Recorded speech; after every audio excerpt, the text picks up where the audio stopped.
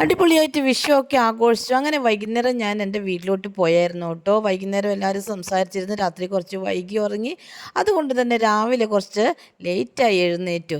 അങ്ങനെ അശ്വതി പണിയൊക്കെ കഴിഞ്ഞു. അന്നത്തെ ദിവസം കുഞ്ഞിക്ക് ബാലവാടിയുണ്ട്. കുഞ്ഞിൻ്റെ ബാലവാടിയിൽ വിടണ്ടാന്ന് ഞങ്ങൾ വിചാരിച്ചു. പക്ഷേ കുഞ്ഞ് ഫുൾ ടൈം വീട്ടിലിരുന്നാലും മുറ്റത്തിറങ്ങി വെയിൽ കൊള്ളുന്നതെന്നാണ് അശ്വതിയുടെയും അമ്മയുടെയും അച്ഛൻ്റെയും ഒക്കെ പരാതി. അങ്ങനെ അച്ഛനും ഗിരീഷേട്ടനും കൂടി കുഞ്ഞിനെ ബാലവാടിയിൽ കൊണ്ടുവിടാൻ പോയി. കുഞ്ഞിക്ക് ഭയങ്കര സന്തോഷമായിരുന്നു കേട്ടോ. മുത്തപ്പനൊക്കെ ബാലവാടി കൊണ്ടുവിടുന്നുണ്ട്. അങ്ങനെ കുഞ്ഞ് ബാലവാടിയിൽ പോയി. ബാലവാടി പരപ്പ പ്രതിഭാനഗറിലുള്ള ബാലവാടിയാണ് കേട്ടോ. ബാലവാടിയിലെ വിശേഷങ്ങളൊക്കെയാണ് കേട്ടോ ഈ കാണുന്നത്. ഇത് നമ്മുടെ ശാന്തേച്ചിയാണ് കേട്ടോ. ശാന്തേച്ചിയും രാധേച്ചിയും ആണ് കേട്ടോ ബാലവാടിയിലുള്ളത്. അവരെ കുട്ടികളെയൊക്കെ വളരെ മനോഹരമായ രീതിയിലും സ്നേഹത്തോടും കൂടി നോക്കിയും പെരുമാറുകയൊക്കെ ചെയ്യുന്നു. ഒരു വീട്ടിൽ ഒരു കുട്ടീനെ നോക്കാൻ 10 ആളുണ്ടെങ്കിലും സാധിക്കാത്ത കാലമാണിത്. ആ സമയത്താണ് കേട്ടോ ബാലവാടിയിൽ ഇവർ വരുന്ന എല്ലാ കുട്ടികളെയും ഒരേപോലെ നോക്കുകയും ട്രീറ്റ് ചെയ്യുകയും ചെയ്യുന്നത്. അതുകൊണ്ടാണല്ലോ കുട്ടികൾക്ക് പിറ്റേ ദിവസവും അവിടെ പോകാൻ വലിയ താല്പര്യം. അങ്ങനെ ആദ്വികയും ശ്രീരാമനും ഒക്കെ വണ്ടിയിൽ കയറിയും ആദ്വിക എഴുതിയൊക്കെ കളിക്കുന്ന മനോഹരമായ ദൃശ്യമാണ് കേട്ടോ ബാലവാടിയിൽ. ബാലവാടിയൊക്കെ ഉള്ളതുകൊണ്ട് നമ്മുടെ മിക്ക അമ്മമാരും രക്ഷപ്പെട്ടു എന്ന് വേണം എനിക്ക് പറയാൻ. നിങ്ങളുടെ അഭിപ്രായം ഇങ്ങനെയൊക്കെ തന്നെ ആയിരിക്കുമല്ലോ അല്ലേ? പിന്നെ അതുമല്ല, ഈ ചിത്രങ്ങളൊക്കെ കാണില്ലേ, എഴുത്തുകളൊക്കെ, ഇതൊക്കെ കുട്ടികൾ നോക്കി മനസ്സിലാക്കി ചെറിയ ചെറിയ കാര്യങ്ങളൊക്കെ കുഞ്ഞു പ്രായത്തിൽ തന്നെ മനസ്സിലാക്കാനും പഠിക്കാനും ഒക്കെ അവർക്ക് സാധിക്കുന്നു.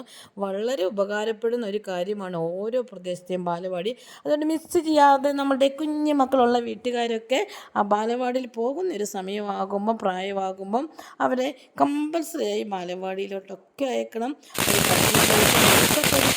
ആ കുഞ്ഞി പോയ സമയത്തുണ്ടല്ലോ അങ്കിത്തുകുട്ടനും അശ്വതിയും കൂടെ കുഞ്ഞ് പഠിക്കുമ്പോൾ ഭയങ്കര കരച്ചിലായിരുന്നു കേട്ടോ.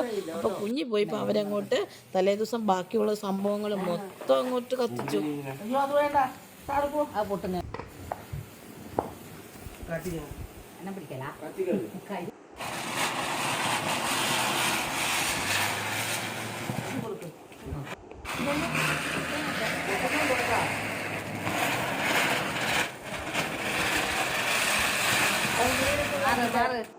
അവിയലുണ്ട്, പുളിശ്ശേരി, അതൊന്നും അങ്ങനെ ചർച്ച.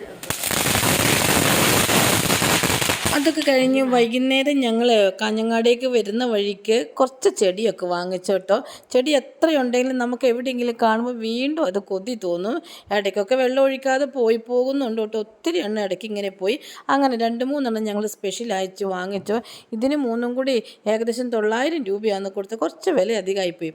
അങ്ങനെ രാത്രിക്ക് ഒരു മീൻ കറി വെക്കാമെന്ന് വിചാരിച്ചു. ഉണക്കമീനാണ് കേട്ടോ ഉള്ളത്. ഉണക്കമീൻ നന്നായിട്ട് ഉപ്പ് കളയാൻ വേണ്ടി നേരത്തെ വെള്ളത്തിലിട്ടു. എന്നിട്ട് കുറച്ച് തക്കാളിയും അതുപോലെ തന്നെ വലിയ ഉള്ളിയും ഇഞ്ചിയും വെളുത്തുള്ളിയും ഒക്കെ എടുത്ത് കുഞ്ഞായിട്ട് കട്ടാക്കി എടുത്തു. തക്കാളി പ്രത്യേകിച്ച് തോലൊക്കെ കളഞ്ഞതിന് ശേഷമാണ് കേട്ടോ കുഞ്ഞിതാക്കി കട്ടാക്കിയത്.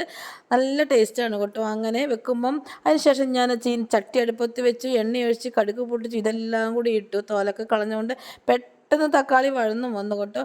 പിന്നെ കുറച്ച് പച്ചമുളകും ഒക്കെ കൂടി ഇട്ട് കട്ട് ചെയ്തിട്ടു. പിന്നെ അതുകൂടാതെ മുളക് പൊടിയും മല്ലിപ്പൊടിയും മഞ്ഞൾപ്പൊടിയും ഒക്കെ ഇട്ടു കേട്ടോ. പിന്നെ കുറച്ച് പുളി വെള്ളത്തിലിട്ട് വെച്ചിട്ടുണ്ടായിരുന്നു കേട്ടോ. മീനിന് ആവശ്യമായിട്ടുള്ള കുറച്ച് പുളിവെള്ളം കൂടി ഒഴിച്ചു. കാരണം തക്കാളി ഉണ്ടല്ലോ. പിന്നെ ഈ വെള്ളം ചൂടുവെള്ളം, നന്നായിട്ട് ചൂടുവെള്ളമാണ് ഒഴിക്കേണ്ടത്. ചൂടുവെള്ളം ഒഴിച്ചില്ലെങ്കിൽ കുറച്ച് പച്ചച്ചവ അധികമായി തോന്നും കേട്ടോ. ഏത് കറിക്കും ചൂടുവെള്ളം തന്നെയാണ് കേട്ടോ ടേസ്റ്റ്. പിന്നെ ഈ മീൻ വേകാൻ ആവശ്യമുള്ള ഗ്രേവിയാണ് കേട്ടോ ഞാൻ വെച്ചത്.